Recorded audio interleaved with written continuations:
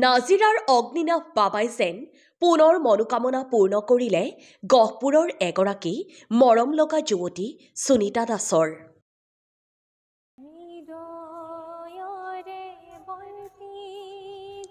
দুচকুৰে নেদেখা সুনিতাৰ প্ৰিয় অভিনেতা যতীন বৰা আৰু প্ৰিয় গায়ক জুবিন গাৰ্গক কাকতলীয়ভাৱে লগ পালে সুনিতাই।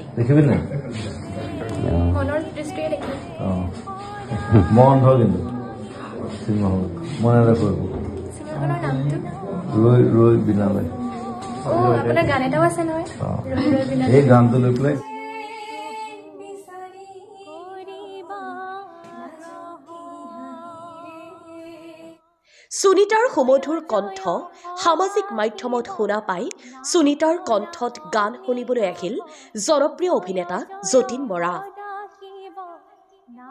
গহপুৰৰ শংকৰদেৱ শিক্ষা নিকেতনত অধ্যয়নৰত সুনিতাৰ লগত বহু সময় কথা পতাৰ পিছত সুনিতাৰ মুখেৰে গান শুনিলে যতীন বৰাই। সংগীতৰ প্ৰতি থকা সপোনবোৰ পূৰণ কৰাৰ ক্ষেত্ৰত যতীন বৰাই সহায় কৰিব বুলিও আশ্বাস দিলে সুনিতাক। News desk report, Gohpur headlines.